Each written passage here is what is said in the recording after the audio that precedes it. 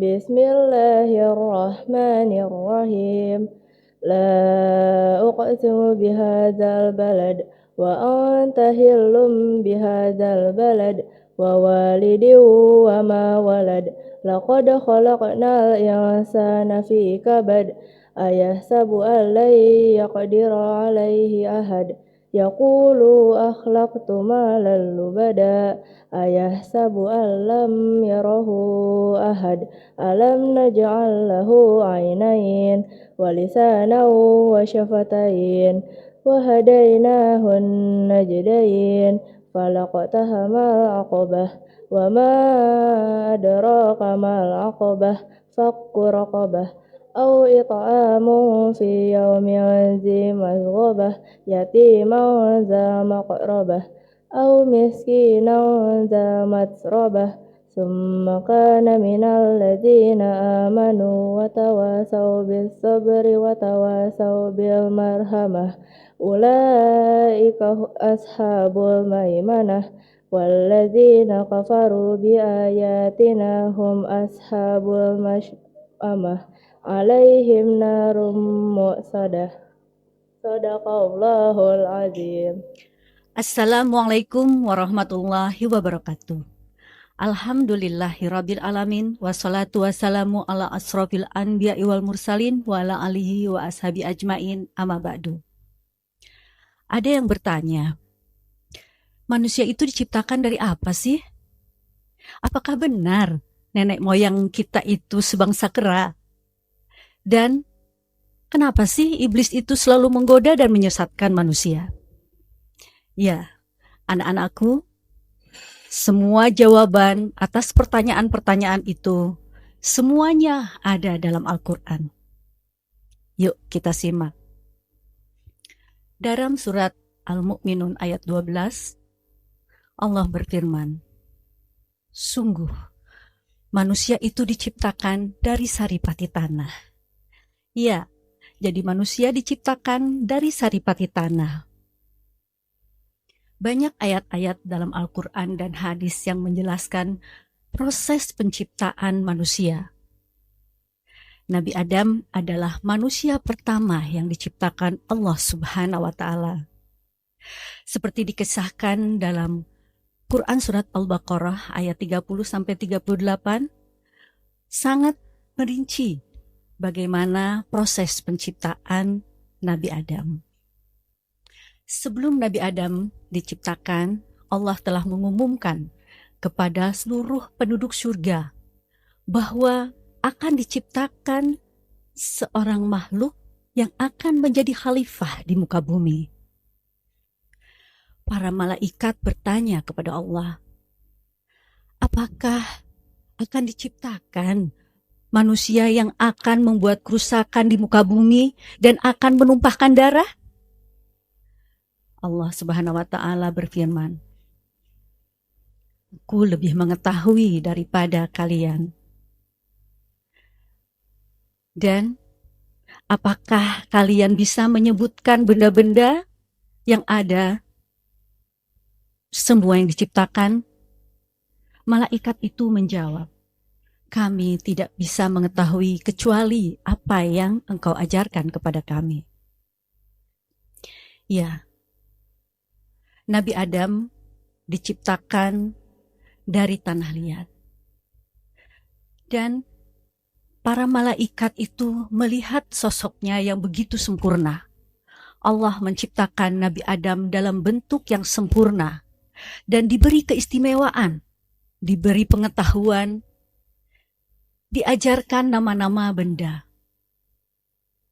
Sehingga pada saat Allah bertanya kepada Nabi Adam, di ayat selanjutnya dalam surat Al-Baqarah, coba sebutkan nama-nama tersebut. Nabi Adam bisa menjelaskannya. Dan semua malaikat terpukau untuk menguji ketaatan kepada Allah. Allah menyuruh para malaikat semuanya makhluk surga untuk bersujud kepada Nabi Adam. Dan semua malaikat bersujud kepada Nabi Adam sesuai perintah Allah.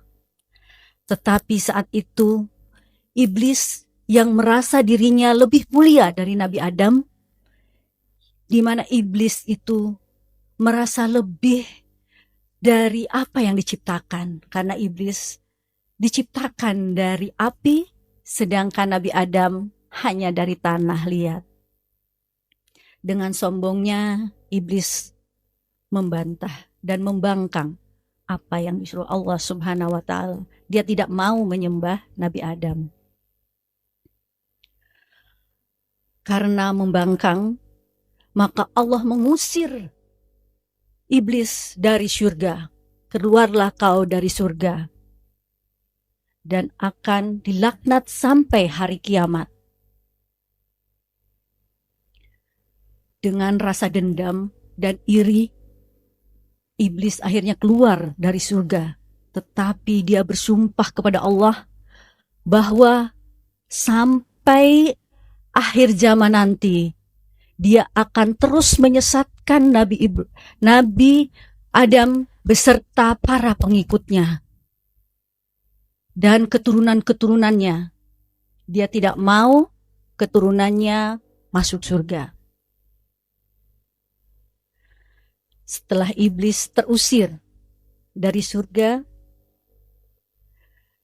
Nabi Adam diberi pendamping. Dialah Siti Hawa yang diciptakan dari tulang rusuk Nabi Adam. Dalam Quran surat Al-Baqarah, Allah menyampaikan, wahai Adam, tinggallah engkau dan istrimu di surga, dan makanlah apapun yang ada di surga ini sesukamu, kecuali kalian tidak boleh mendekati pohon ini. Disinilah tipu daya iblis mencoba untuk menggoyahkan keimanan dari Nabi Adam. Iblis dengan perantaraan ular, dia minta untuk dikembalikan ke surga dengan secara diam-diam.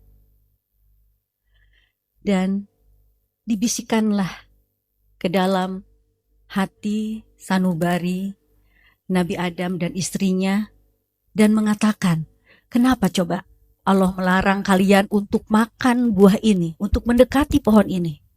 Karena Allah tidak ridho kalian menjadi mulia setara dengan para malaikat. Nabi Adam akhirnya mulai goyah.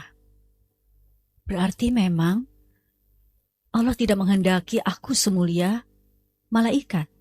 Itulah mulai goyah.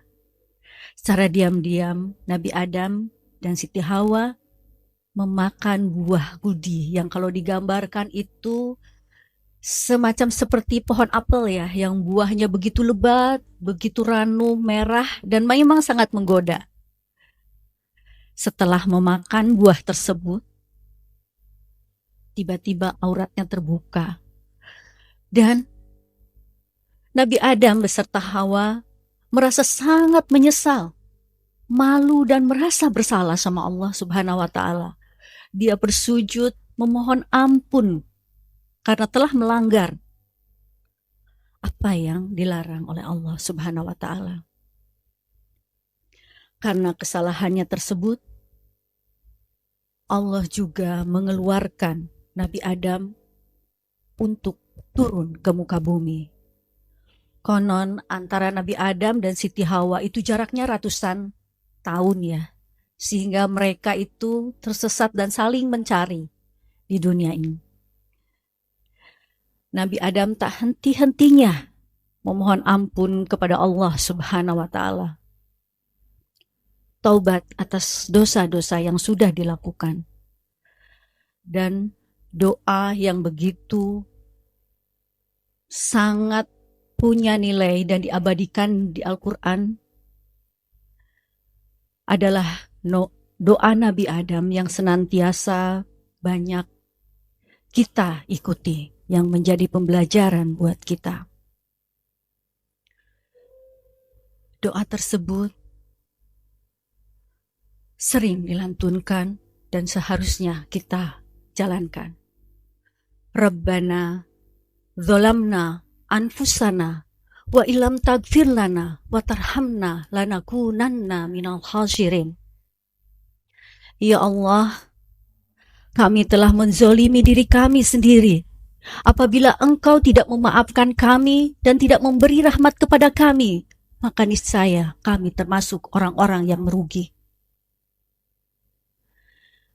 Ya, pelajaran yang kita dapat dari kisah Nabi Adam adalah yang pertama, meyakini bahwa manusia diciptakan dari saripati tanah. Sehingga tidak benar kalau nenek moyang kita itu adalah sebangsa kera.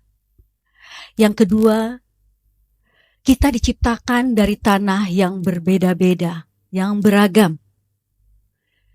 Ada tanah warna coklat, ada yang agak keputihan, dan ada di antaranya. Ada yang kasar, ada yang halus, dan ada di antaranya. Untuk itu diciptakan manusia dengan beragam bangsa dan warna kulit yang berbeda-beda. Tetapi semua kita adalah dari satu sumber, yaitu Nabi Adam SAW. Dan yang ketiga, dicontohkan oleh Nabi Adam, apabila kita melakukan satu kesalahan, segeralah bertobat dan memohon ampun kepada Allah Subhanahu wa Ta'ala. Dan seperti contoh doa yang dicontohkan oleh Nabi Adam. Demikian anak-anakku sekalian, semoga kita bisa meneladani dan mengambil hikmah dari kisah Nabi Adam alaihissalam. Wabillahi taufiq wal hidayah. Wassalamualaikum warahmatullahi wabarakatuh. Sikap berdoa, iya. Tangannya diangkat, iya. Kepalanya ditundukkan, iya. Berdoa mulai. Allahumma laka sumtu wa bika amantu ala rizkika aftartu birahmatika ya arhamar rahimin. Ya Allah, untukmu aku berpuasa, kepadamu aku beriman, dengan atas rizkimu aku berbuka, dengan rahmatmu ya Allah Tuhan Maha Pengasih. Amin.